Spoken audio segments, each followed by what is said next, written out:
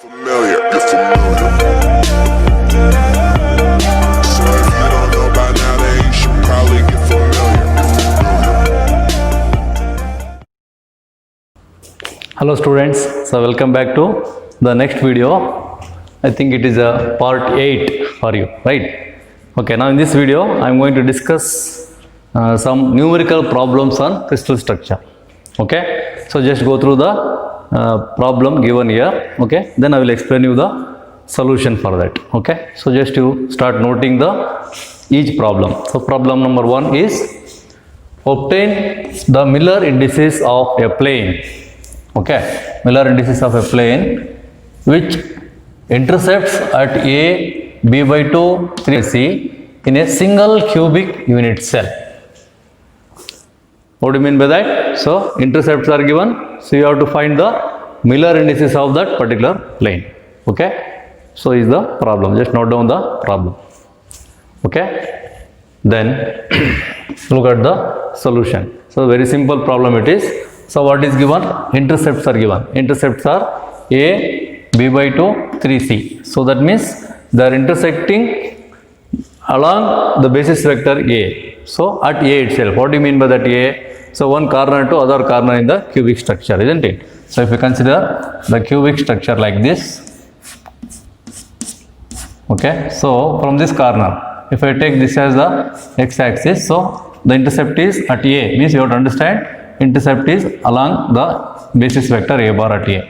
So similarly, along the basis vector B bar, so intersecting at B by 2 means what? What you will understand? B by 2 means half of the edge length of the cube. So it is here, isn't it? So intercepts are A, let us say B point, and then along C, so along the direction of the C bar, so it is 3 times of C. So a corner to corner length is how much?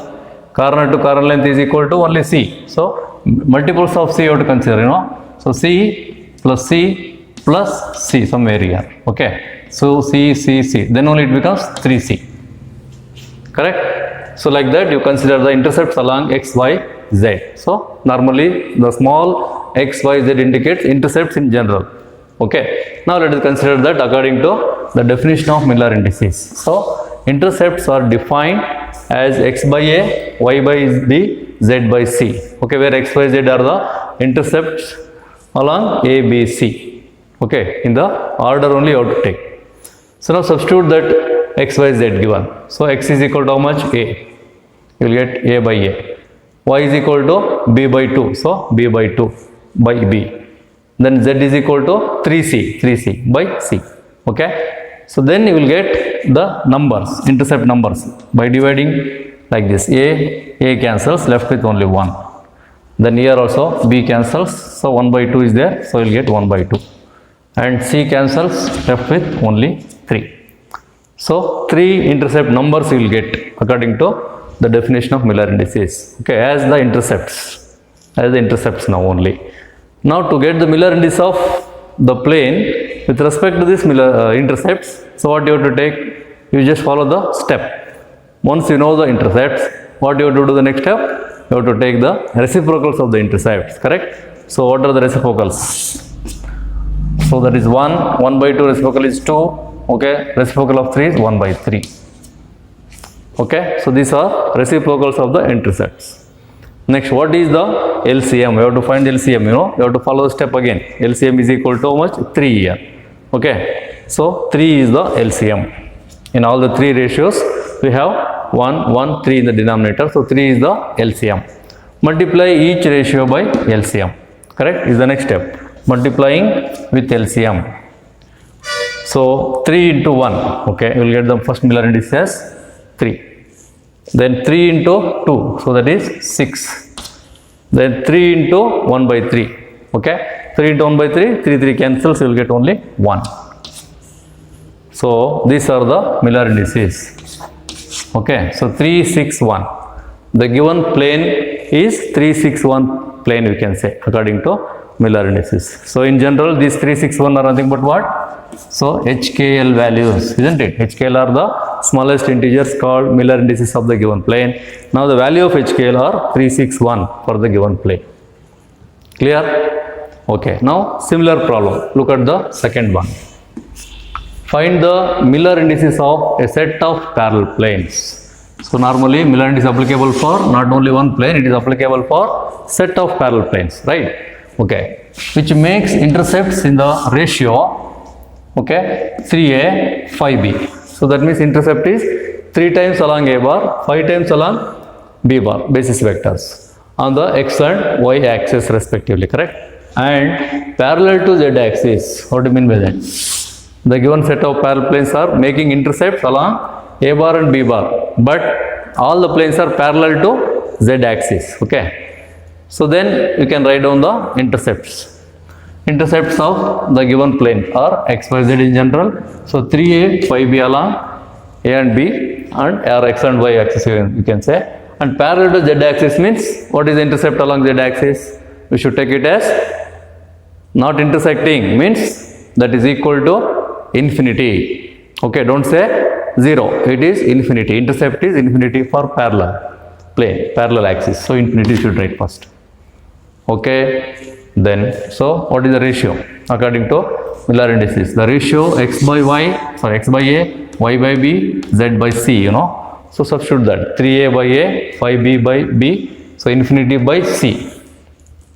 Okay, so then you will get certain intercept numbers here. So we need that numbers, you know. Cancel this a, b, and here of course infinity by c is just infinity only.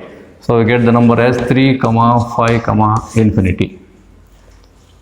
Okay, then you take the reciprocals. So reciprocals of the 3 numbers is 1 by 3, 1 by 5 and 1 by infinity. You should write 1 by infinity. Clear? Okay. Then what are the, what is the LCM? So you can write down this as, so 1 by 3, 1 by 5. Of course, 1 by infinity is how much? 0 only, right? Now what is the LCM?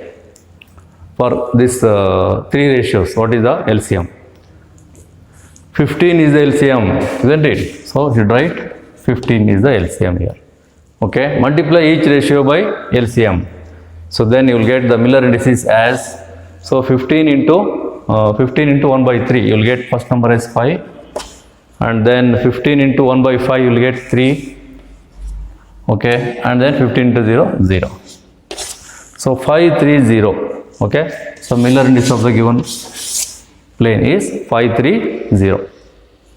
That's it. So there is a simple way of doing the finding the Miller index of the given plane according to the definition of Miller indices. So you have to follow the steps. That's it. Okay. Okay. Now look at the next problem. Lead is face-centered cubic. So they have given the crystal structure as an example here, lead. And they have particularly mentioned what type of crystal structure it is. Okay, it is face-centered cubic, FCC, okay, face-centered cubic with an atomic radius R is equal to 1.746 angstrom unit. Find the interplanar spacing of 200 plane, 220 plane, and then 111 plane. The 3 different planes. It is possible to have different planes in the same structure, okay. So now let us try to find the interplanar spacing for the given planes here, 200. So before that, what is the formula for interplanar spacing? In the last class we have already derived.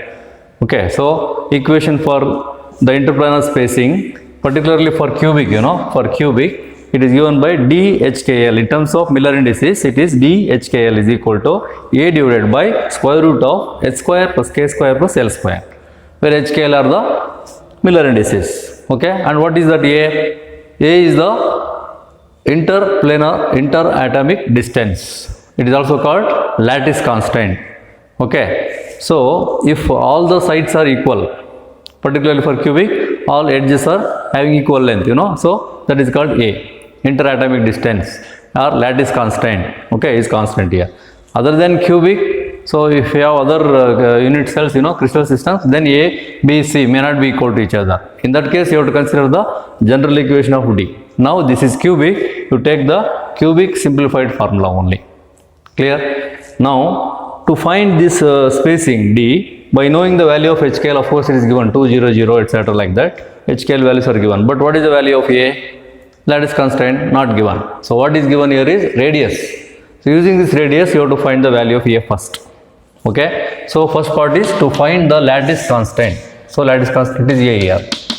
So consider the formula. A is equal to 4r by root 2. Should remember this formula, 4r by root 2, particularly for FCC structure. Okay, so this is the relation between lattice constant. So where is the lattice constant? A. Okay, and atomic radius r for FCC structure. So it is different for different structures. Simple cubic and BCC and FCC is different. Formula is different. Now FCC structure, A is equal to 4r by root 2. Okay, substitute the value of r given 1.746 10 to the power minus 10. Okay, into 4 divided by root 2. After calculation, you will get the value of lattice constant as 4.93 10 to the power minus 10 meter. Clear? Now go to the second part, determination of spacing. To find the spacing, so for 200 plane first. Okay, 200 plane. So DHKL formula is A by square root of h square plus k square plus l square here. So for cubic particularly, write down that also. Then substitute the value of A, determined value 4.93 and power minus 10 meter. Okay, and then divided by 200. What do you mean by 200? H is equal to 2, K is equal to 0, L is equal to 0. Substitute that. 2 square plus K square means 0, L square means 0. So just square root of 2 square. Square root of 2 square is only 2. Okay, square root and 2 cancels. So 4.93 by 2. Okay, 4.93 by 2. So into 10 to the power minus 10, you can take it as angstrom units. So answer is 2.465 into 10 to the power minus 10 meter, or we can say 2.465 angstrom unit also. Clear? First part is over. Now go to the second type of plane, that is D of 220 planes. Substitute now same value of A, and then here HKL values are different. HKL values are 220. 220 means 2 square plus 2 square plus 0. So divided by square root of 4 plus 4 plus 0. So this square root of 4 plus 4 is square root of 8, you know. Square root of 8 is equal to 2 root 2 also we can write. Okay, then you calculate the value, you will get 1.74 into 10 to the power minus 10 or 1.74 angstrom unit. Then the third one is for 111 plane. HKL values are 111. Okay, 4.93 10 to the power minus 10 by square root of 1 square plus 1 square plus 1 square. Okay, so square root of 3, right? Square root of 3 in the denominator. So then left with the final answer 2.85 10 to the power minus 10 meter or 2.85 angstrom unit. Okay, so look at the next problem. A certain orthorhombic crystal. Okay, you have to notice that here the crystal is not cubic, it is orthorhombic crystal, has axial units A is to B is to C. Okay, in the ratio 0.424 is to 1 is to 0.367. Okay, find the Miller indices of the crystal faces whose intercepts are in the ratio 0.212, okay, is to 1 is to 0.183. Is the first plane. Okay, intercept ratios are in this order. Okay, and the second one again 0.848, 1, 0.732. Third plane is 0.4241, infinity 0.123. Okay, it is not that simple as we are finding in case of cubic. Okay, now you have to find exactly what is the numerical parameter with respect to these particular ratios. Okay, so by knowing the value of ABC, A, B, C are not equal to each other in case of orthorhombic crystal. Okay, that you have to notice here first. Okay, then so find out the value of X, Y, Z. So what is the given data for that? A is to B is to C. Okay, the ratio of A is to B is to C in case of orthorhombic is given as 0.24 is to 1 is to 0.367, right? Okay, then you consider the first plane, that is to find the intercepts for XYZ. Okay, what is the XYZ given? Intercepts 0.212, okay, 1 and 0.183. Okay, then what is the corresponding numerical parameters? Numerical parameter values are required here to find the Miller indices, right? So numerical parameter values are now in the ratio according to Miller indices definition: X by A, Y by B, Z by C, where X, Y, Z are the intercepts along the basis vectors A, B, C. Okay, now we know both the ratios here, A is to B is to C also we know, and intercepts x is to y is to z also given. Okay, substitute that corresponding values here. So x is equal to how much here? 0.212 divided by a is how much? Here 0.424. Take the ratio of that. And y by b, so y is here 1 and here b is also 1. So 1 by 1. And z is equal to 0.183 divided by 0.367. Okay, you calculate these ratios. Okay, so you will get the value maybe 1.2, 1 by 2 you will get, because if you calculate you will get 0.5. 0.5 in the sense 1 by 2 you can take, and 1 by 1 here also you will get 0.5, so that is also equal to 1 by 2, right? Okay, so once you know the numerical parameters like this, take the reciprocal of the values. Reciprocals of the values are 2, 1, 2. Okay, the ratios are reciprocal here. So 2, 1 and 2. Then what is the LCM of this 2 and 2? All are having 1 in the denominator. So LCM is equal to 1. So therefore multiplying each ratio by 1, okay, nothing will change in case of reciprocals.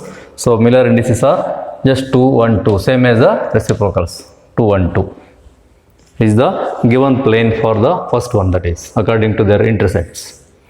Okay, then look at the second one. The intercepts are at 0.848 is to 1 is to 0.732, you know. So therefore we have to find again numerical parameters by taking the ratio of the intercepts with the ABC values. Okay, ABC values in the denominator. So again you will get, after calculating you will get 0.5 here, so 1 by 2, and this is 1, this is also 0.5, so you will get 1 by 2.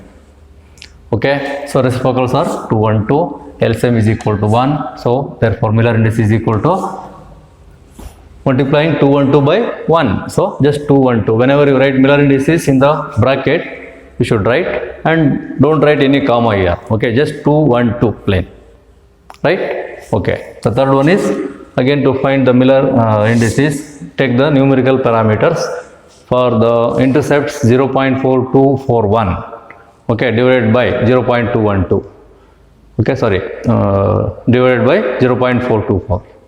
So this is also 4 to 1, isn't it? Right, so 1 only. So you will get 0.4241 cancels each other, and infinity is given here, right? So infinity is the next one. So infinity divided by 1, infinity by 1, so infinity only, right?